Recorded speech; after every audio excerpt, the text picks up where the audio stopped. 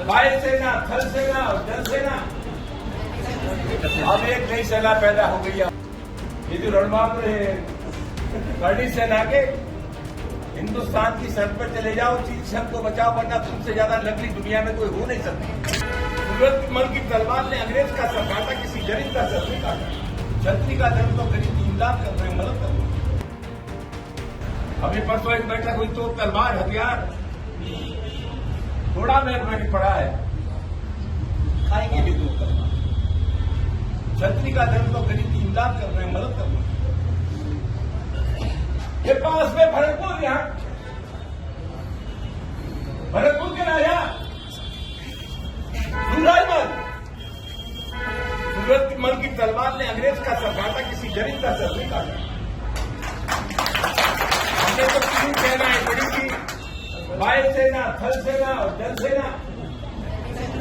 अब एक नई सेना पैदा हो गई है। हमारी हाथ जोड़ के प्रार्थना है, चीन ने हमारी जमीन पर कब्जा कर दिया। अरुणाचल प्रदेश को चीन अपने हिस्से में दिखाता है।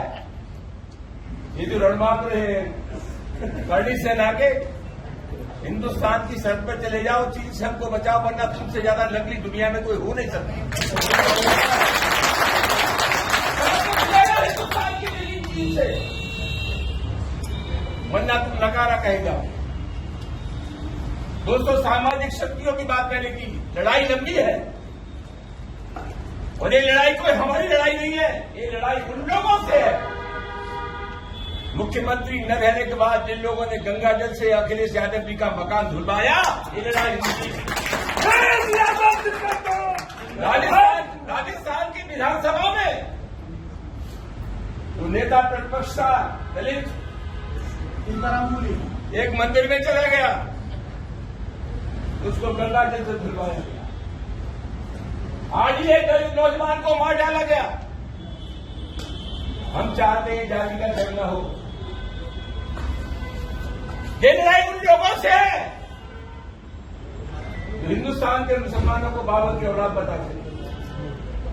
हम कहना चाहते हैं, जब इस देश की इज्जत दांव पर लगी है, हिंदुस्तान के मुसलमान ने साबित कर दिया है कि देश की मिट्टी से जितनी मोहब्बत हिंदू को है, उससे कम मोहब्बत तो लड़ाई लंबी है। इसलिए तो हमने कह दिया कि हिंदुस्तान के मुसलमान ने तो कभी बाबर को अपना आदर्श नहीं माना, तो मोहम्मद साहब को अपना आदर्श मानते, दूसरे संतों को मानते। तो हमने कुछ किया कि जब तुम बाबर को कहोगे कि ये मुसलमान बाबर का डीएनए है, तो तुमने किसका डीएनए जो रखा? कोई तो रायता फैला हुआ है। दोस्तों, आगे आने वाले समय में समाजवादी पार्टी के राष्ट्रीय अध्यक्ष श्री अखिलेश यादव जी 19 अप्रैल को आ गए।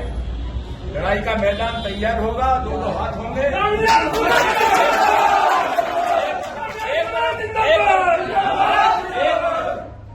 10% लोग हैं और दूसरी तरफ सामाजिक न्याय की 90% शक्तियां हैं। विजयी हमारी होगी, कोई भाई का लाभ रोक नहीं सकता। जहां मुसलमानों से ज्यादा हिंदुओं की तादाद होती जाने वाली। मुगलों के आने से पहले भी कहा जाए इसके नीचे नहीं मरते में। बाबा साहब डॉक्टर अम्बेडकर को जो मानते हैं, उसे मैं कहना चाहूंगा, मोहल्लों में एक प्रचार कर देना तो बड़ा खतरनाक मामला है।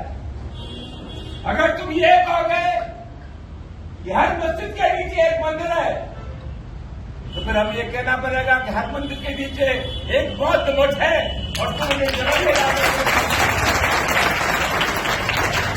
बड़े मुर्दे मत उखाड़ो, करते बड़े उखाड़ोगे तो भारी पड़ जाएगा। अभी बहुत गया में आंदोलन चल रहा है। क्या बात का आंदोलन चल रहा है? वक्त का कानून हमारे देश में आया और कहा गया 3 हिंदुओं के नुमाइंदे भी इस वक्त में रहेंगे। जैन धर्म है, सनातन धर्म है। अगर कोई ट्रस्ट बनता है किसी मजहब का, धर्म का, उसी मजहब के लोग उसमें रहते हैं। वक्त में 3 सनातनी रहेंगे, क्यों रहेंगे? बक्सर श्याम को मानने वालों का है। बहुत किया में क्या आंदोलन चल रहा है? वो जो बौद्ध मठ है उसमें हिंदुओं के नुमाइंदे हैं, कलेक्टर उसका संरक्षक है। और मैं लंबे समय से ये मांग हो रही है कि इसकी इंतजामिया कमेटी में बौद्ध होने चाहिए। बौद्धों को नहीं रखा जा रहा है। समाजवादी पार्टी की है जो बैठक हो रही है, जो बाबा साहब डॉक्टर अम्बेडकर को याद कर रही है, इस बैठक के मार्फत हमें संदेश देना चाहिए बौद्ध भिक्षुओं को। गया के बौद्ध मठ में सिर्फ बौद्ध होने चाहिए। हम संदेश देना चाहेंगे, घबराओ मत। समाजवादी पार्टी का एक एक कार्यकर्ता तुम्हारे साथ है।